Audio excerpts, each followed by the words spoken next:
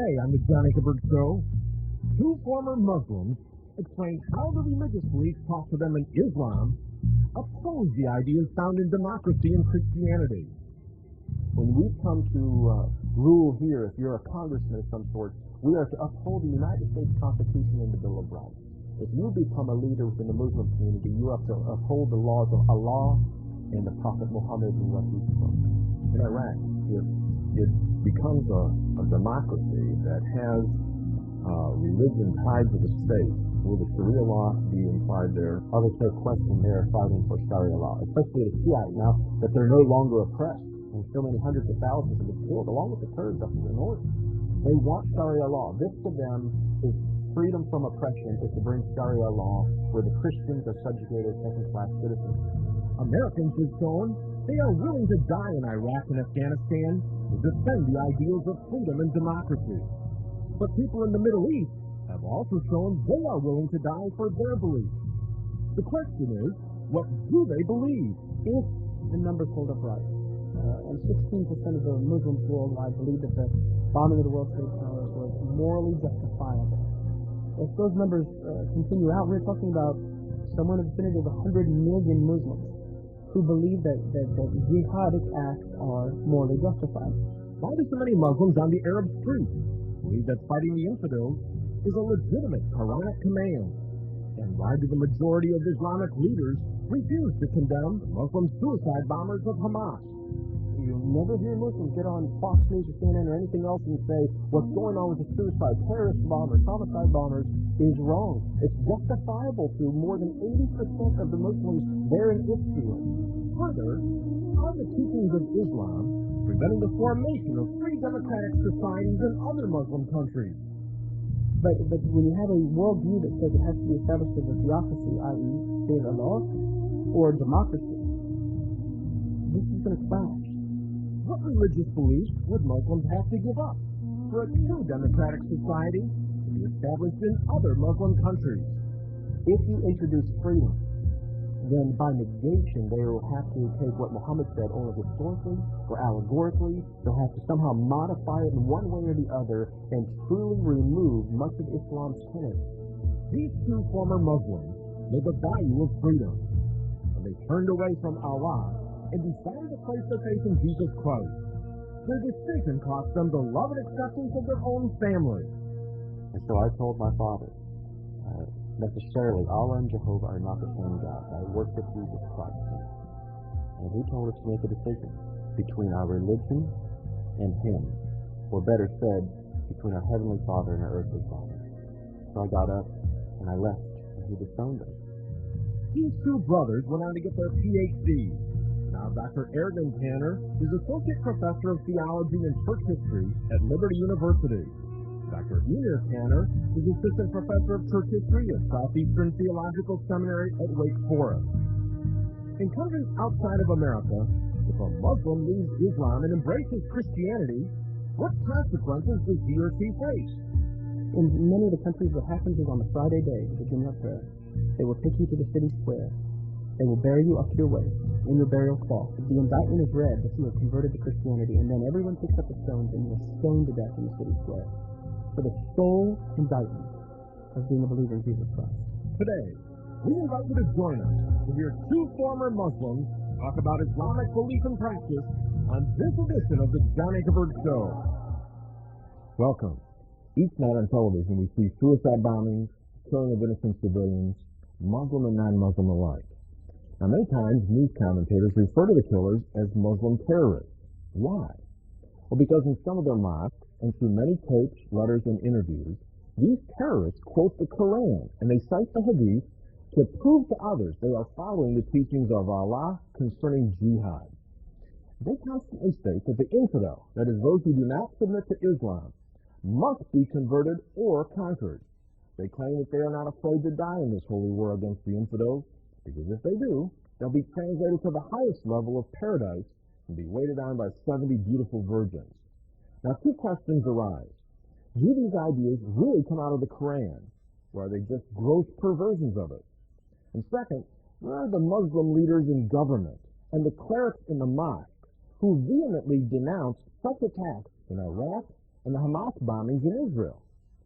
And further, why is it that in the latest Gallup poll that was taken in 9 countries overseas, including Turkey, Pakistan, Kuwait, Jordan, Lebanon, Saudi Arabia, Morocco, Iran, and Indonesia, 9 countries in which half the world's Muslim population lives, that incredibly, 61% of the people said they did not believe Arab groups carried out the September 11th terrorist attacks. And 77% of all these people said that the U.S. military action in Afghanistan was morally unjustified. 15% said the attacks on the Twin Towers and the Pentagon on September 11th were morally justified. Well, where do we think this is all coming from? Do you think it's coming from the politically biased viewpoint of Al Jazeera television? Is it possible that it's coming from the religious ideas many Muslims believe is contained in Islam itself? Well, in order to answer these controversial but very important questions, I interviewed 2 former Muslims, Dr. Emir and Dr. Ergun Tanner. I asked them to tell us what they were taught in Islam about jihad. And in light of that teaching, where do they think that we're headed as Americans in the future in our war on terrorism, in trying to establish a democracy in Iraq, and trying to find a solution to the Israeli-Palestinian conflict? What they told me is very important. Listen. And fellas, let's talk about this thing of jihad. There are a lot of arguments that jihad is not armed struggle. It's not for all Muslims. Emir, start us off. What are all the arguments that are saying today that this is not armed struggle? This is just internal spiritual struggle. Well, the first thing they say is, well, listen, that Islam means peace. And if you look at the word Islam, it does not mean peace. It means submission to Allah. And it's a totally different scenario then.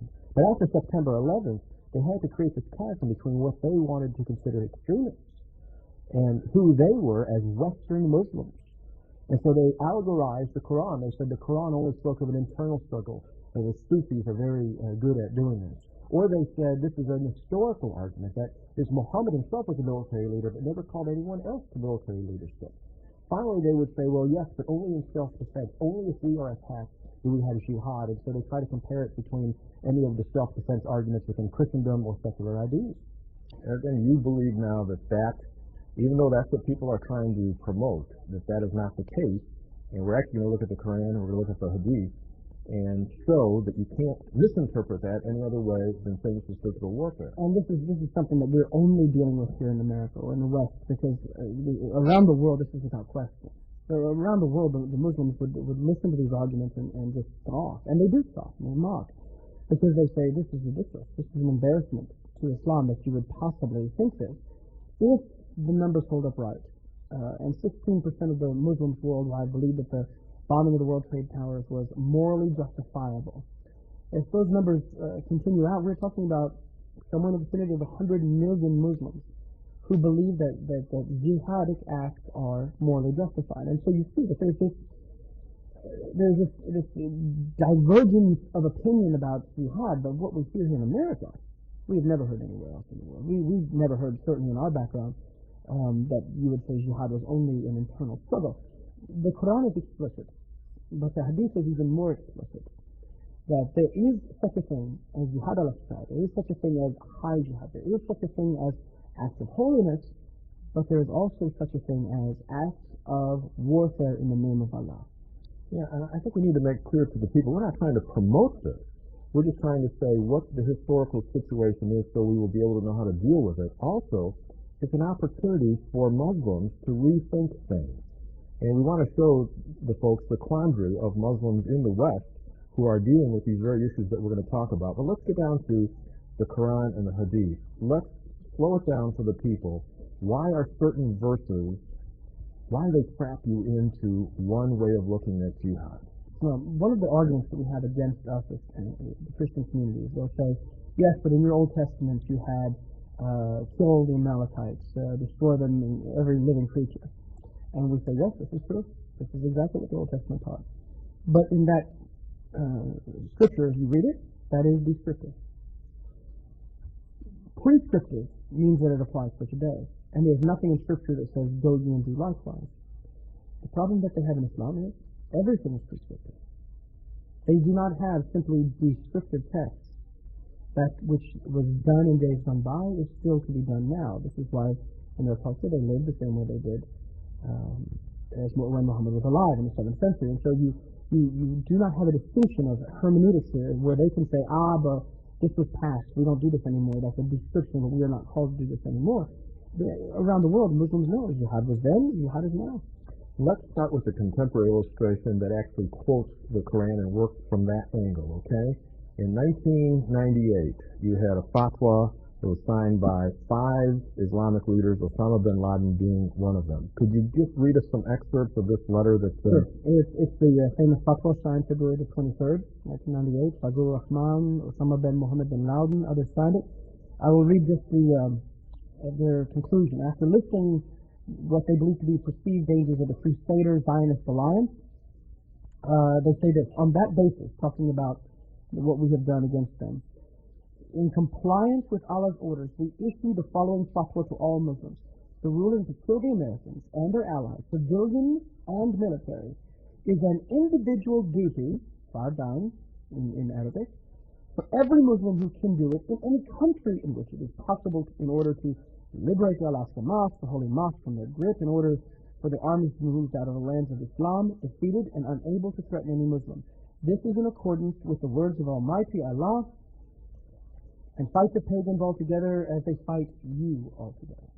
And so they not only here, but throughout the entire fatwa, which is many pages, they quote the Quran, they quote the Hadith, and they believe that by so doing, they have proven, beyond a shadow of a doubt, that this is an act not of geopolitical consequence, not of conquest, but of Islamic duty.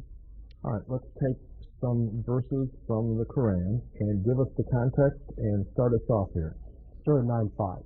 Slay the enemies wherever you find them. Well, people say that means in self-defense. That's after some period. That's and only in reaction to someone fighting them. Well, that's not the case because Muhammad on the aggression. But then he does define it in religious terms. Verse 29, those who do not believe in Allah or the last day. And so your enemy is the infidel, the kafar, the one who does not believe in Allah. And then you hear in Surah 4, 101, what is it? That they are open enemies to you. And after that, in verse 102, it says that we'll provide for them a humiliating punishment. And so on the verses go about the Quran. Chapter 8, verses 13 through 17 deals with it in a very specific manner of jihad and what you should carry out and how you should carry it out. And so Christians can look these verses up and see it for themselves. You can see Surah 5 where you recognize in battle or otherwise. Do not take Jews or Christians as your friends or protectors.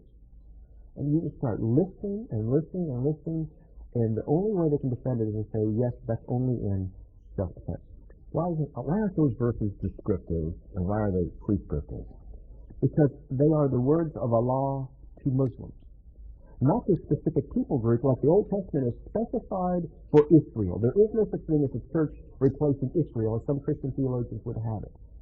And it's specified to specific territory with Israel, the land of Canaan. There is no specific territory. There is no specific people. The world is your territory. The aggression, the self-defense is to have a Dar Islam, a house of Islam where you conquer. And you see it from Abu Bakr and Uthman and Umar and Ali and all the other caliphs. Most certainly and traditionally, they recognized it as an aggressive act that they had to do. And it still for them was a relief of oppression that they were with them. When you argue with Muslims in the West that want to oppose it, what verses do you show them? And not only there, I go to Surah 9, and I will begin walking with them where the first verse they will throw out is Surah 2, 256. There is no compulsion in Islam. I say that's a great verse. Let's go back 60 verses. Surah 2, 190. Seize them and slay them where you find them. You have this constant battle between, okay, there's no compulsion, and yet we must conquer. Either you are called to jihad or you are not. Either you are called to fight battle or you are not. There is no give and take. However, Hadith, volume 52, chapter 52. Jihad. The entire chapter is called Jihad, fighting for Allah's cause. And through it are the protocols by which Muslims operate when they are engaged in such battle. And when Osama bin Laden declared the fatwa, he was declaring it from Hadith, that book 52, volume 4, in verse 42, where it says, if you're called forth by your leader, go forth immediately. And so these are the tenets the commandments of Allah to the people of Islam, even to this day and until the end of time. All right, we're going to take a break. And when we come back, I'm going to talk with my guest about the question, the hijackers who flew planes into the World Trade Towers in New York, were they expecting to go to paradise when they died? Were they simply following Orthodox Islamic teaching as stated in the Quran? We'll hear their answer when we come right back. All right, we're back and we're talking with two former Muslims who left Islam. They became Christians and had their families disown them. They went on to get their education and received their PhDs. Now they are professors in 2 Christian seminaries. In this segment, I asked another controversial question, namely, if Americans are to form a democratic government and an open society in Iraq, what does the Quran and Hadith say about the treatment of Christians and Jews and other non-Muslims?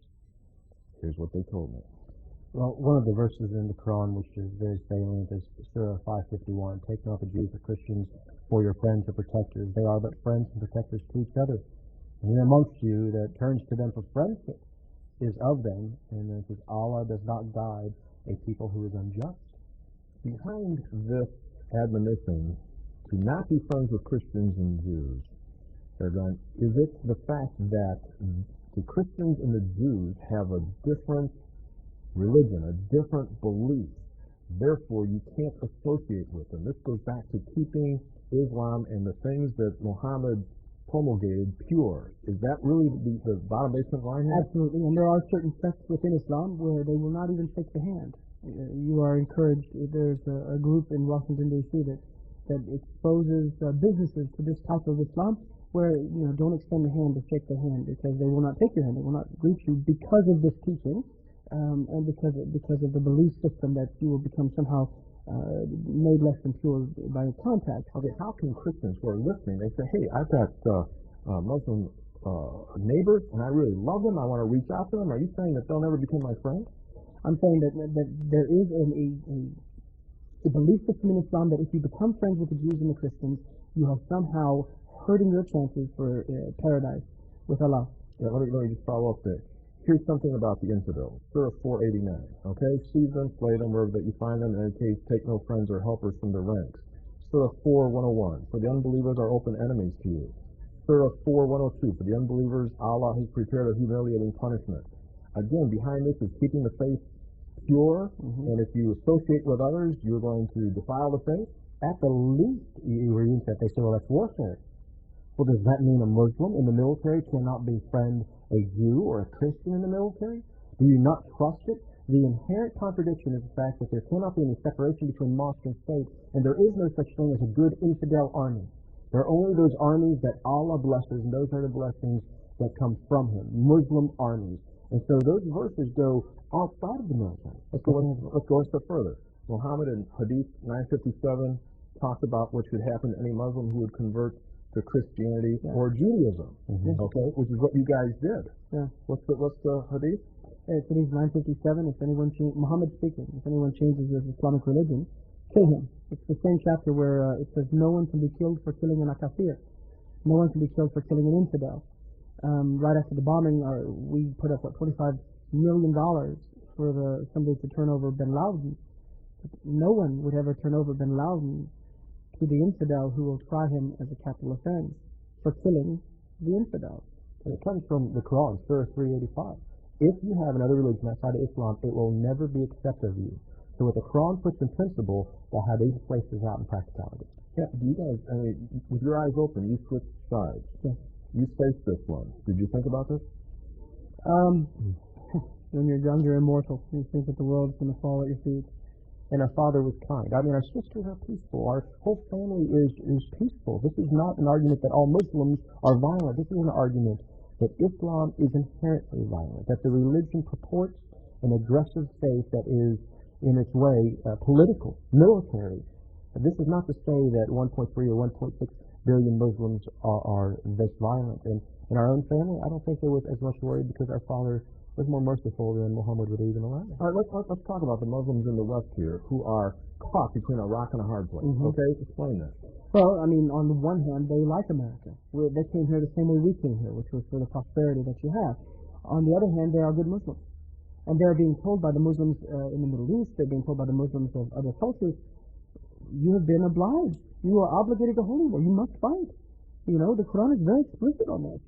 You have been obliged to holy war. If you do not go on holy war, you are endangering yourself with hellfire. And so they're in a public relations nightmare, but they're also in a spiritual nightmare.